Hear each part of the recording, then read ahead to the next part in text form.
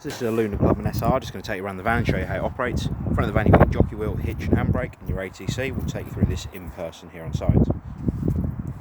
In the front locker you'll find your waste pipes and your leg winder for the caravan. And on the bulkhead in the front of the caravan you'll find your gas changeover valve. So you've got the green side that points to the pipe work that is connected to the bottle that you want to use. And on the opposite side you can also fit a second gas pipe, so it goes to the other bottle as well. Then to change the gas supply, change the valve over so the green side with the arrow is pointing to the other bottle.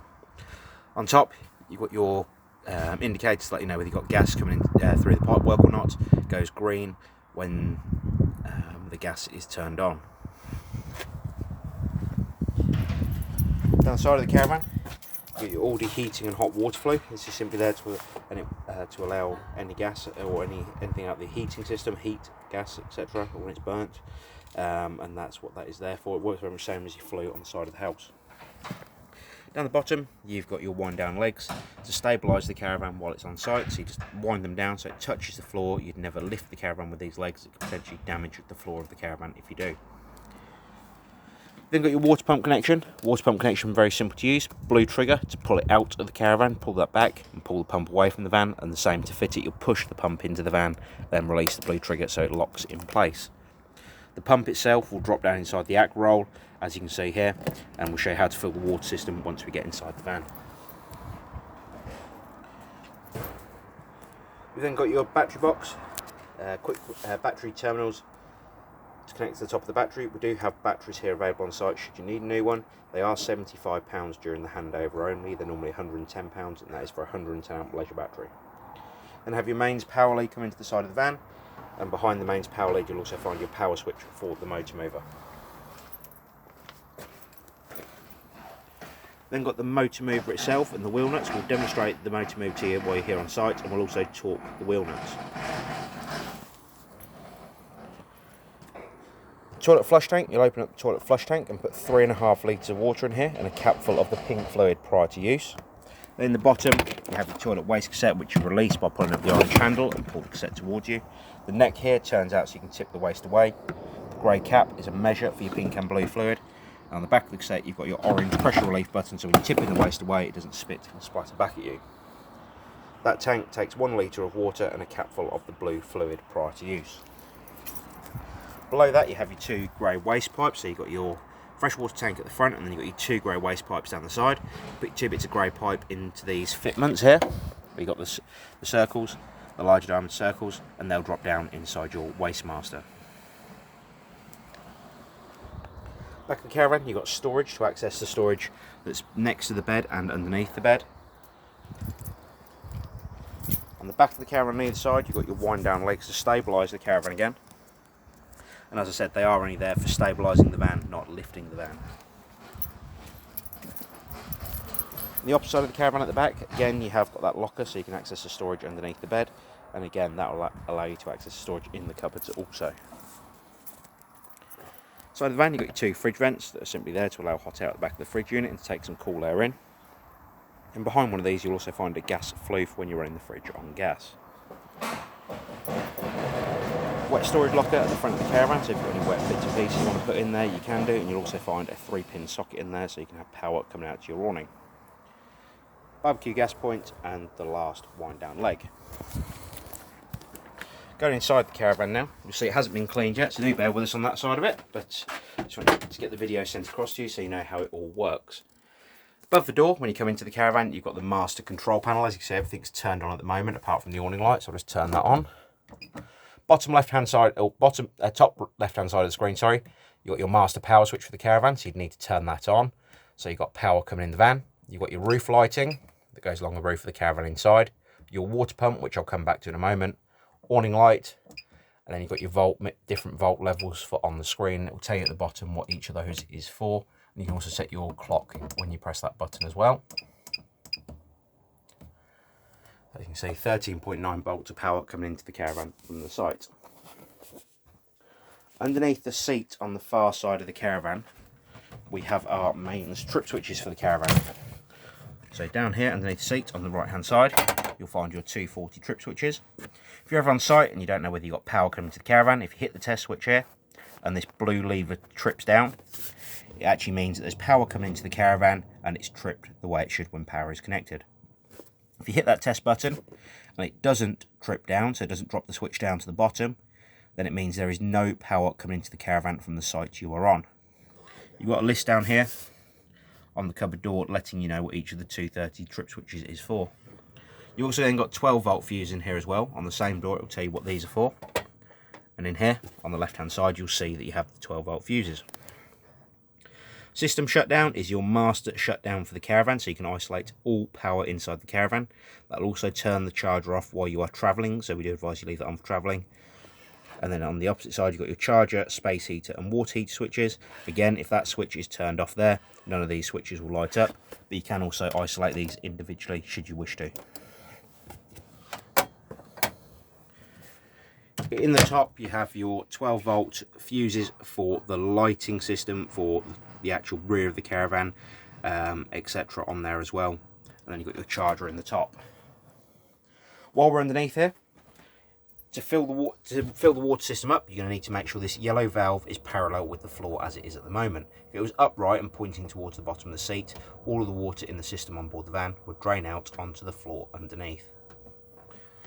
So with that valve parallel with the floor, we can come over to all the taps on board the caravan, open them all up on the hot side of the water system. You'll notice I've already filled the system, but normally it'd be empty when you first come to it. And then what you can do at that point is come over to the control panel above the door and turn your water pump on to start filling up the water system. Once that water system is full, as you can see here, you'll then be able to turn off every tap on board the caravan, and you'll be able to start heating the water on board the van. Like I said, you'd wait till you've got water running continuously out of each tap. You may at the end of that process need to fill your aqua roll back up, and if it does ever run out of water completely, you will actually need to bleed the system again. So open all the taps up, turn the water pump back on and fill the system up completely from the start. Once you've got that water system full, you can come over to the Aldi heating and hot water control panel above the door. On this control panel, it'll indicate to you that you've got the heating pump running if you've got the heating turned on, which is this icon here. Top right hand side will indicate you've got mains power coming into the control unit. If it is turned off underneath the seat for the heating and hot water, that icon will not appear. It will still come on because you can run it on 12 volt and gas. However, if you're on 240 volt site, you would need to make sure that is turned on. Just below that here, you've got your heating, current internal temperature of the caravan, and that is currently at 19 degrees. Hit the menu button and it will take us into the options for the caravan. At the top here, you've got minus and plus to set your heating. If you want to turn the heating off completely, you need to take this all the way down to 5 degrees, and that will be the heating off completely. Below that here, you have the water temperature. So you've got plus to turn the water heating on. So when it's halfway up, the water heater's on. If you press it again, it actually goes on to water heater boost. To control the amount of power that is going into the heating and hot water unit, depending on what site you're on, you'll need to select either 1, 2 or 3 kilowatts from this control panel here with the lightning bolt next to it. If, for instance, you're on a site where you've got 1 kilowatt of power available, then you'll select the 1 kilowatt. If you've got a site where you've got 2, etc., you'll select the relevant source for that. You can also run the heating and hot water on gas, so if you're off-grid or you want to use it as an extra boost for the water system or the heating, you can press the blue button here at the bottom that has a flame symbol in it. And if the gas bottle's turned on in the front locker, it'll actually ignite the gas system and start working the heating hot water on gas. If it fails to ignite, it'll come up with gas fail at the bottom of the screen with 2 exclamation marks at either end. On the right hand side of the screen here at the bottom, you'll see there's a cog symbol. This is actually for some of the advanced settings for the Aldi heating and hot water control panel. And for these, we do advise that you read the manual that comes with the caravan. So that is your heating and hot water. The microwave that you see in the caravan is an eco microwave, so you would need to hit the eco button just here to wake the microwave back up. So after a short while it will turn itself off, so just get it to come back on. Hit the eco button and it will wake up. Below that we have the fridge. The fridge, very simple to use. You've got power on the left hand side here.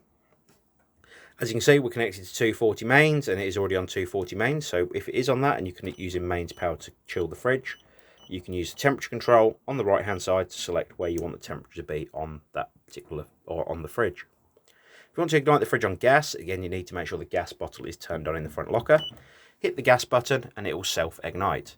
If it fails to ignite, it will flash the blue flame symbol here and the red warning triangle on the right hand side, and that is just to indicate it has failed to ignite. If it fails to ignite, what we advise you do is just come over to the hob, light the hob and get the gas through to there, because that is the last point on the gas system. Once you've got gas on there, you should have gas everywhere else on the van.